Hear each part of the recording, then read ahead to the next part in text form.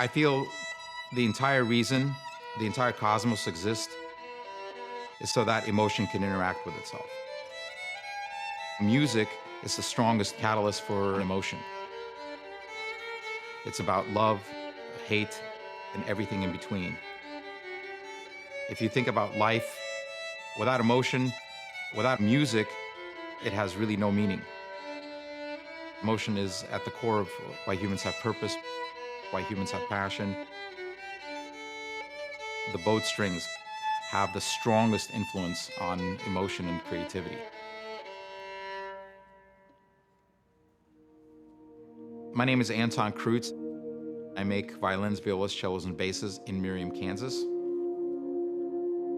I grew up in Russia and I immigrated to the United States when I was 8 years old. There is a very, very strong tradition in Russia of string playing. So I've always been around string instruments. My mom is a violinist. My father was a bass player.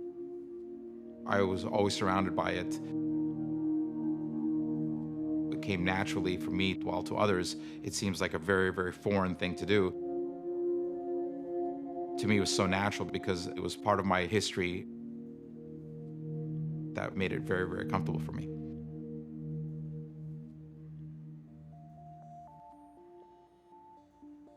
I think I make instruments because I really love the instruments and I really love the sound. You get lost into the art of it. Working with wood, you're working with tools. When I was in violin making school, for instance, I would start working and making an instrument at 8 o'clock in the morning. And I remember once thinking, oh, you know, I'm hungry. It's probably lunchtime. And I looked at the time and it was 5:30.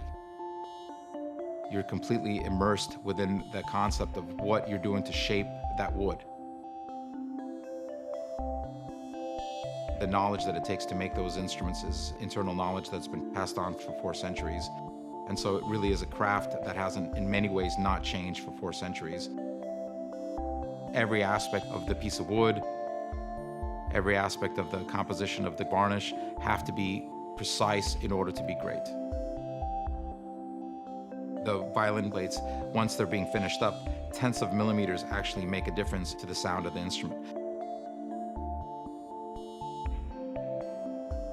The reason why you have to make them by hand is because each piece of wood has a different vibration, each piece of wood has a different density. When you're carving on the piece of wood, you're able to understand what needs to happen as you're working on it. You're looking at what is the reality of the wood then, and then what is the reality of what the wood should be. And through that process, you're able to make the best instrument possible. And a machine just doing it from start to finish cannot do that. I equate instruments to people. So it has a back, ribs, a belly, and a head. And so it's like a little person. The white instrument's kind of like the skeleton. And if you put 10 skeletons side by side, they all look very similar. The ground or the sealer that goes on top of the instrument, that's kind of like the skin. And the colored varnish, that's like the clothes on the person. And so when you put the ground or the sealer on top of the instrument, that really starts changing the character because that's the skin of the instrument and it has an incredible amount to do with the acoustics once it's done. In this field, the level of competition is incredibly high. When I'm making a new instrument, the player that's playing on that instrument is also trying instruments that have been made for the last 200 or 300 years. Instruments actually get better as they get played. It's called getting played in. It's sort of like a human doing yoga. You get more and more flexible, you get more agile. So these instruments are actually responding better and better and better as they get played.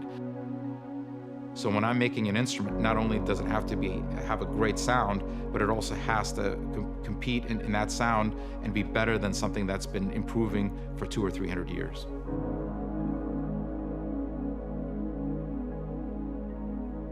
I think humans really have a very close connection with the sound of string instruments because of all the divine aspects to it. The design of the instrument is all made from spirals. Everything on this instrument, from the lower bouts to the C bouts to the upper bouts to the F holes, how they're placed, how they're made, everything is golden section geometry. And at that time, when they were making instruments and designing them, geometry was all connected to divinity. So we have an instrument that really is made of divine proportions. And that's one of the reasons these instruments sound as good as they do. The sound of the instrument that comes closest to the human voice. All those things come together, really have a strong, strong impact on humans and how they interact with each other through these string instruments.